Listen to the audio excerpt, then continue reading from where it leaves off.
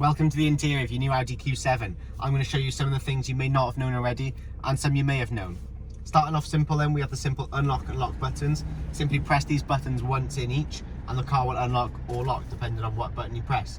Just to the left of this then, we have the memory function seat.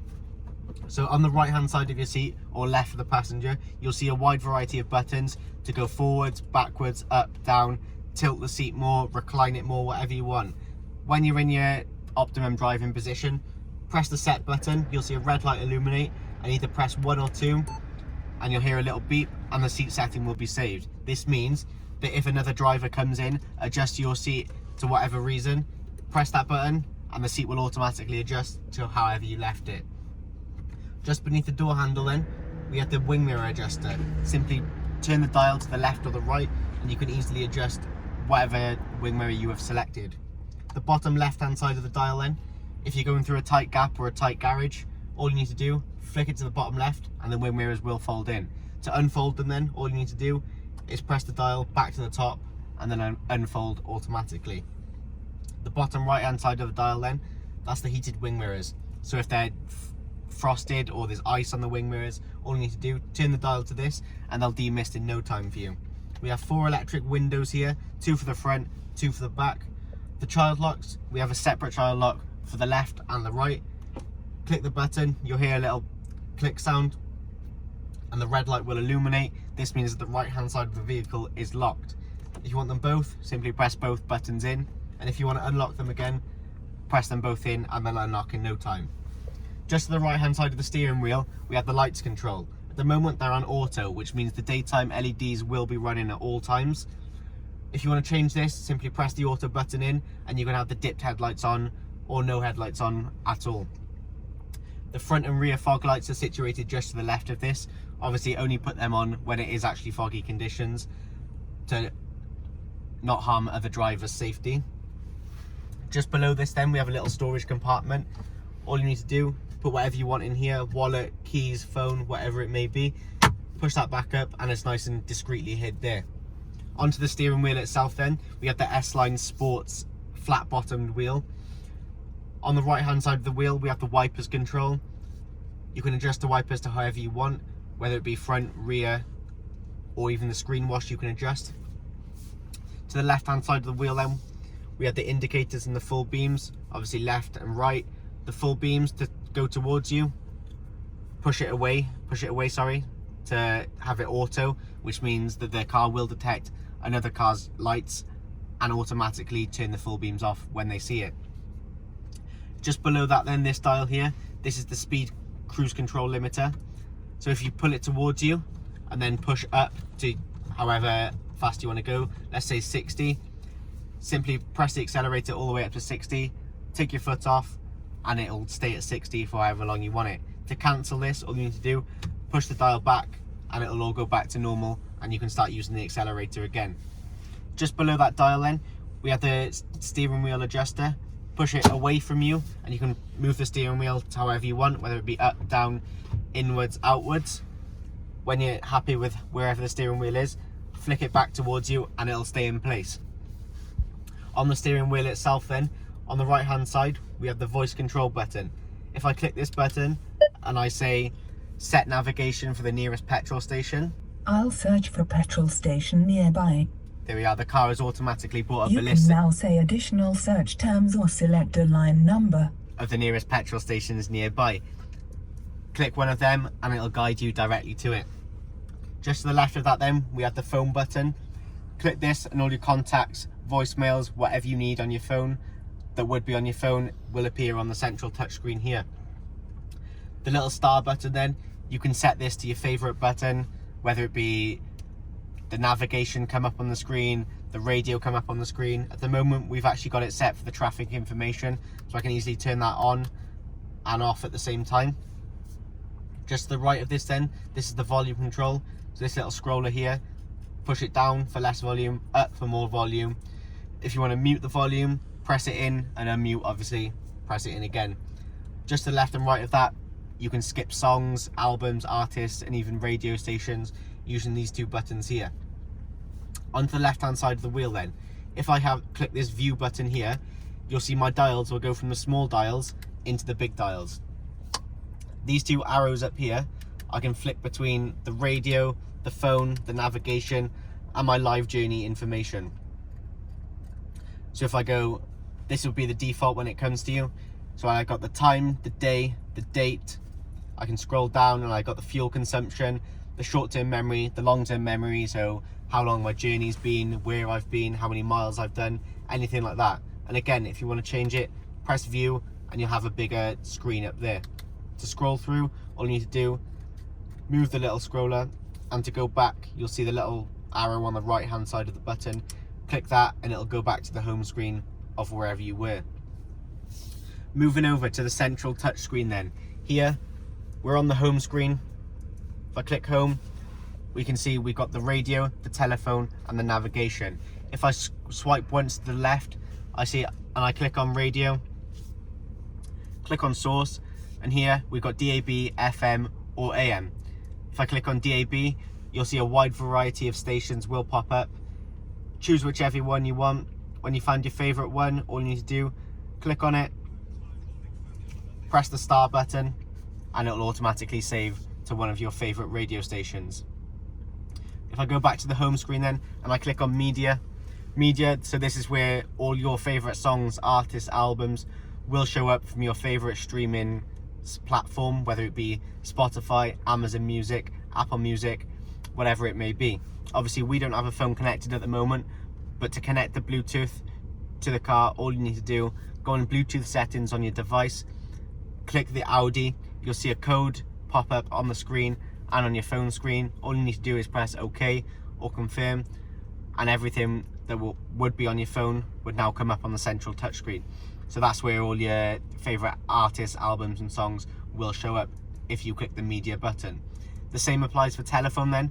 If I click the telephone, it's saying there no device is connected. So once your phone is connected, all you need to do, all your contacts will show up here. You can even set your voicemail, listen to voicemails, and answer and decline calls on here. Back to the home screen then, and we click on navigation. When I click it, you'll see a map go up. If you want to search for a destination, you'll see a keypad appear down here. All you need to do, type your postcode, city, town, whatever it may be. You'll also see just beneath the search bar there, we have various logos, whether it be parking, restaurants, petrol, or even your nearest Audi garage. Simply click on this and the Audi, like with the touch screen, the voice control, it'll come up with a range of destinations that is recommended just for you on what you've clicked. So if I click on the nearest restaurants, a list will come up of the nearest restaurants near me at the moment, and you can scroll through and pick one, whatever you want there. Phone apps then, so you can download the My Audi app on your phone. This will allow you to, if it's a cold day, it'll allow you to turn the heated seats on in the car. Whether it's a hot day, you can turn the aircon on before you get in the car, so the car is nice and climatized just for you. If I click on the car settings itself then, I go Audi Drive Select. Here we have a range of options that the car can adjust itself to for whatever your driving reason may be. So if I click the off-road button, this mode is best for off-road driving, obviously, as the name. As you can see here, it's raising the suspension, so I have more room for error and off-road conditions. The all-road conditions then, so that is for bad weather, whether it be snow, wet, whatever it may be. So adverse weather conditions, put the all-road mode on. Efficiency then, so this is best for the environment, so it is the lowest emissions mode. It's best if you want to save the environment. Comfort mode, this is best for everyday driving, whether it be going to town, going to work, wherever you want to go. This will give you the most comfortable ride out of them all. Auto then, so auto detects which type of road service you're on, the weather, the cars in front of you, the speed you're going, and it will automatically adjust the drive for you. Dynamic then, so this is our sport mode. When using this, these shift paddles come into play on the steering wheel. Obviously plus to go up a gear, minus to go down a gear. You can switch the car to manual at any time by just flicking one of these. This will give you the most sporty feel and the most dynamic ride. You can also adjust all of this in the individual settings. So whether you want a raised suspension, lower suspension, traction control on, whatever you want. It can be bespoke to you and completely individual to you. The favorites, so if you click on favorites, you can choose an amount of favorite screens you want, whether it be 1 screen, 20 screens. It can be completely up to you. So if I click on here now, we can have our favorite destinations, contacts, radio stations, favorite car, like the Audi Drive Select I've just showed you. That can all be stored there. Settings then, so if you go into settings, have a fiddle through these, make the car completely personalized to you. I'm not going to go through all of these with you now because we'd be here forever, but make sure to go through all these, make the car completely comfortable to you so you can have the best experience possible in your new car. On the third screen then, so this is when the car is connected to the internet through whether it be Apple CarPlay, Bluetooth, or even the micro SIM. This is where you can get all your internet use from. So you can get the weather, calendar, the news, you can even buy stuff for your Audi. And you can get messages from Audi or from any other car. On the left and right hand sides, we have the heated seats. Simply press this button once and you'll see 3 red lights illuminate above the button. This means it is on the fullest power. Press it twice to have the lowest power and 3 times to turn it off completely. As you can see here, we're on low at the moment. Simply pull this temperature gauge out and you can adjust it from 16 all the way up to 28 degrees or high. At the moment we're going to put it on low because it is quite hot in the car. This can also be adjusted whether you want the air blowing out of all 3 areas of the car or 1 or 2. It's completely up to you. You can also sync this with your passenger by simply clicking on the 3 dots there and pressing sync. You can also turn it completely off or have it max AC so the car is nice and cold for you. Moving on then, if I want to turn it off as well, I can just go on that and turn it off. We'll put it back on. Beneath that then, we have the demisters for the windscreens, we have the traction control off, the hazard lights, and the Audi Drive Select, like I showed you in the car settings earlier. This is another volume controller. Obviously, the right, twist it right to have more volume, left to have less volume. Click it in to mute and unmute again.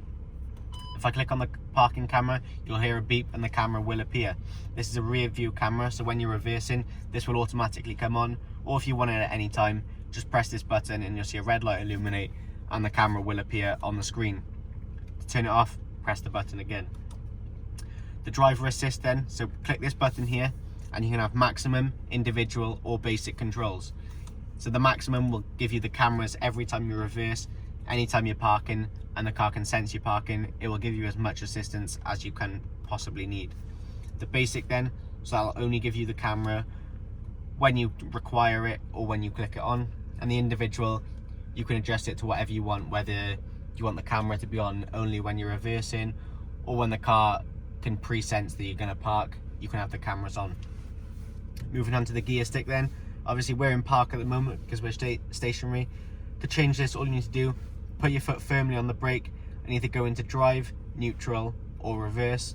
If you go into drive, you can also click into sport mode like I said earlier. This will activate the shift paddles on the steering wheel. Obviously up to go up a gear and down to go down a gear. Another parking brake is situated on the gear stick and just beneath it by here. Flick this off with your foot on the brake and the car will automatically go into neutral for you. Underneath here we have 2 cup holders with a 12-volt socket. You can either have that open or choose to shut it and you can have a nice gloss finish all over the central display.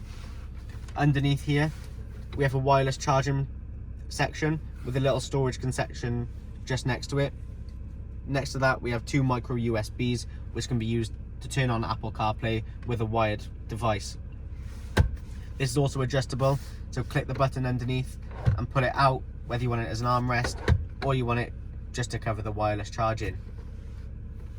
Moving on to the lights up here then, these lights are actually touch sensitive, so if I click that, the light will turn on, touch it again and it'll turn off. You can also activate the lights by pressing the button on the left here and both lights will illuminate. Also on the lights, if you want the lights to open when the door opens for easy access, click this button and the red light will illuminate, and if you want to turn that off, simply turn it off and the red button will not be illuminated anymore.